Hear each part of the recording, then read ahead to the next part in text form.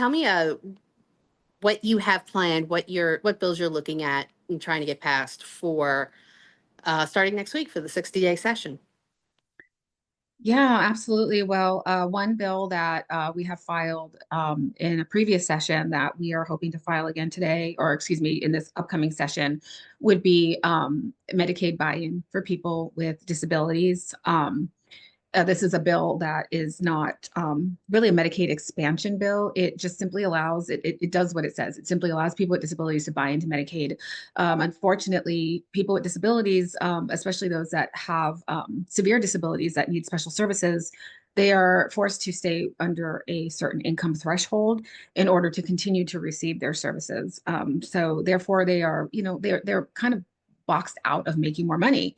So I just think it makes sense economically to allow people to buy into these services so they can make more money. So there's definitely the economic argument. And there's also just the human argument as well, is that all people should be able to live to their fullest ability. And, if you have a degree or you have a skill and you could be, going further in your career, but you are kept back because of having to stay under an income threshold, then, you're not really thriving, you're just surviving. So I think on those 2 points, it's a really good bill, a really, kind of common sense bill. And previously there has been bipartisan, interest in it.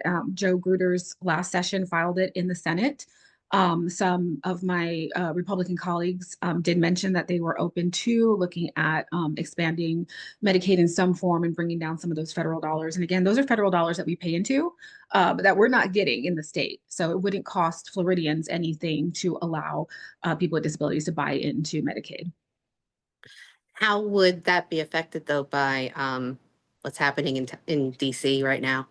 Right. So there are concerns, and that was one of the things when we had originally filed the bill 2 years ago. We weren't dealing with this particular administration, and certainly when we talked about filing the bill again, we weren't. We were hoping that maybe perhaps we would be working within different guidelines. So there are concerns.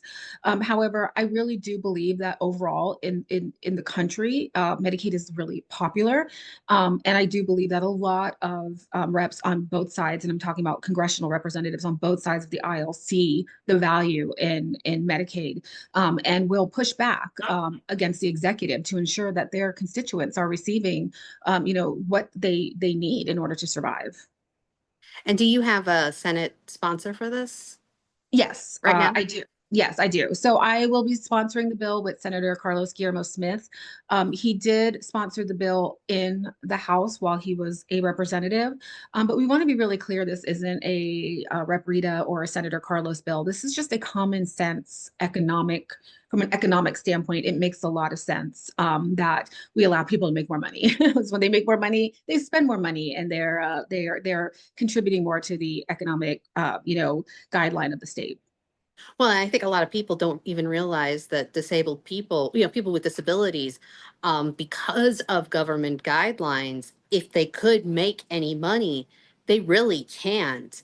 Um, and they need help that Right. able-bodied people don't have. So at least they'd be paying into the system, is what you're saying. So Yeah, they would be buying into the Medicaid. And then again, it would allow them to make more money. And just like any other community, people with disabilities are definitely not a monolith. And there are definitely, I mean, I've met with so many people who have master's degrees or are very skilled in a trade, and they are unable to really fully, make the amount of money that they could possibly be making if they were not limited by, that threshold that they have to stay under in order to receive services that some need for life, to remain healthy.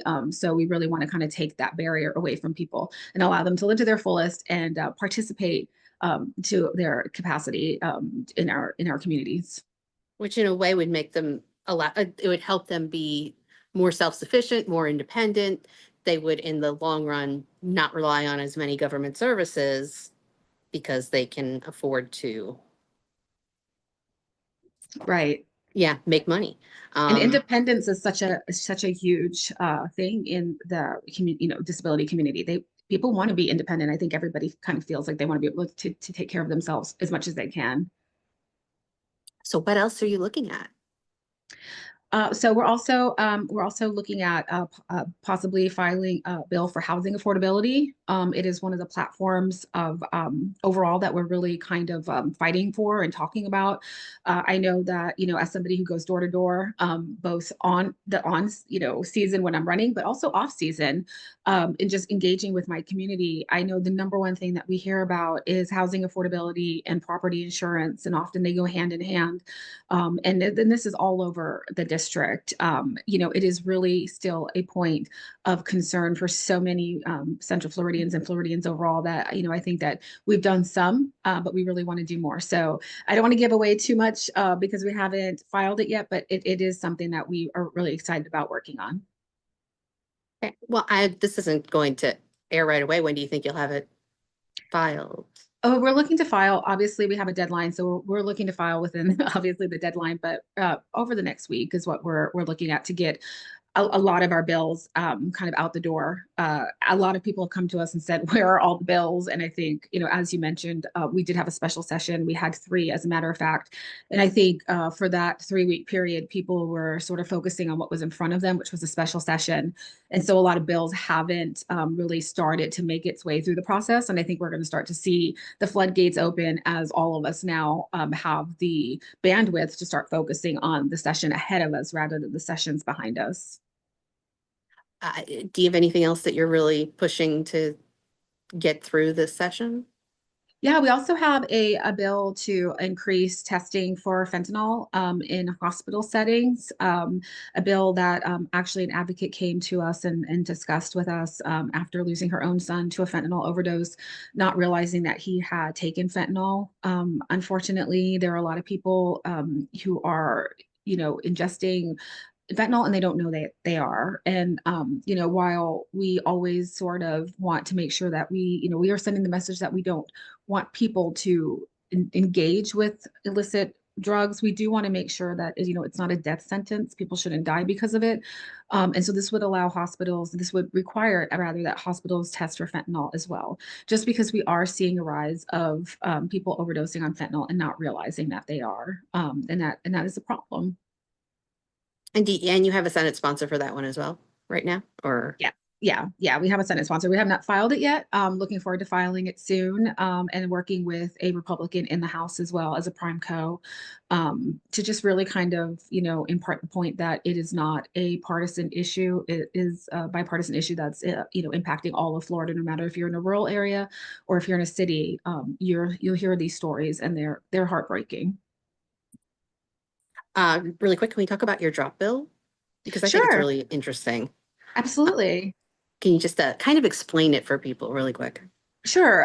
So this was actually filed to kind of deal with the shortage that we're having in our public schools, not just with educators, but also with support staff like bus drivers.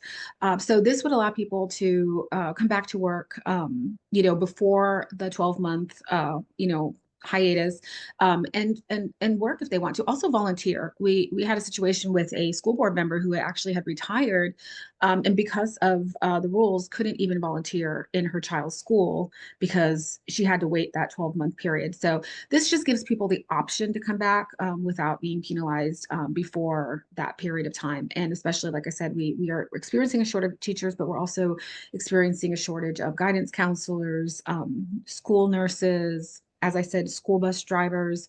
And so we were trying to give the schools a little bit of support and kind of tapping into some of their retired faculty who might want to come back. And this is actually something that this rule was actually tightened years ago, wasn't it?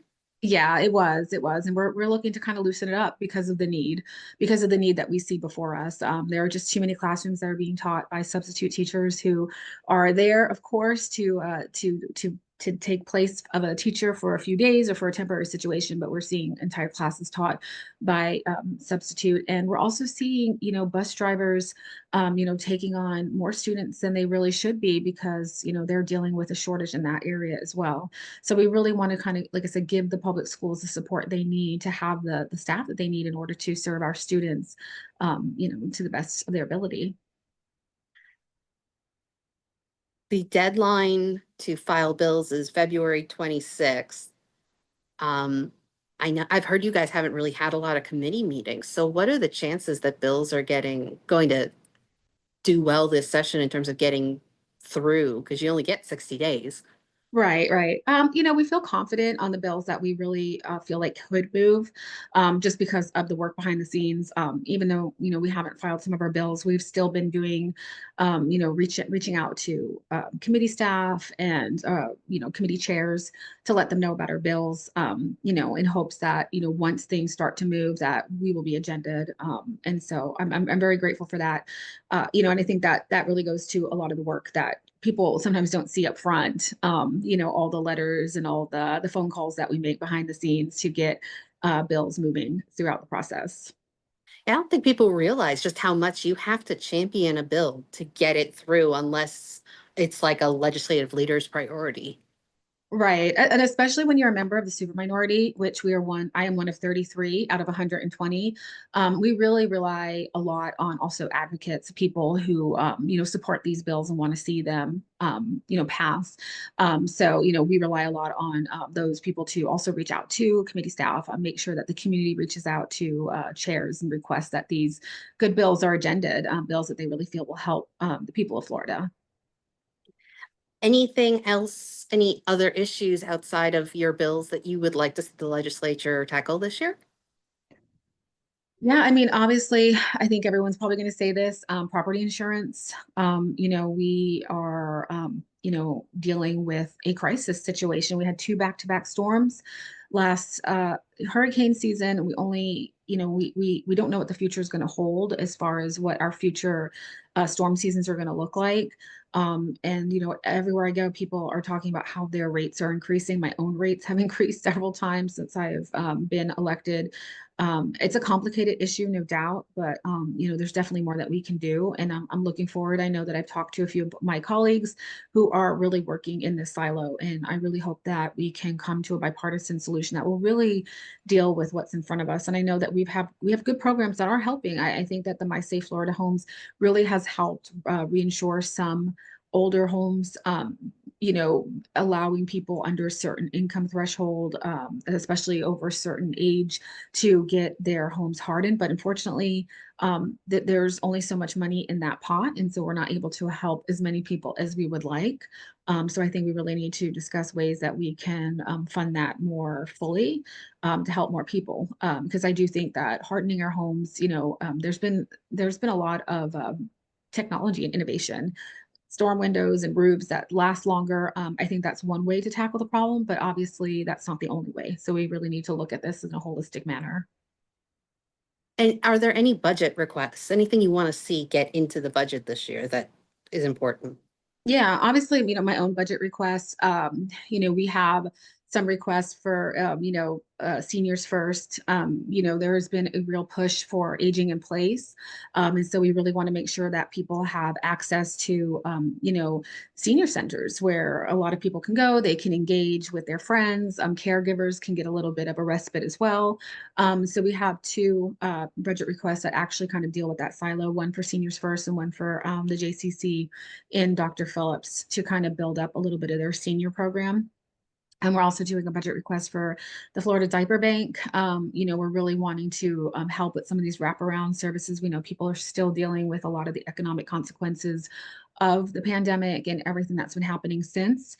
And so, assisting people with everyday items like diapers is a way that we can really help people, have some loosen up some money so that they can put money elsewhere. So those are just a few of our budget requests. Of course, we have a few and we champion all of them. We think they're important. And overall, as far as the whole entire state goes, I really would like to see more funding go to our public schools. They've been dealing with a funding loss because of the voucher program. And, we really need to make sure that our public schools are still, operating, to their fullest capacity. We want to make sure that teachers are getting paid, support staff is being paid. We want to make sure that the schools themselves are safe, and they have all the students have what they need in order to learn.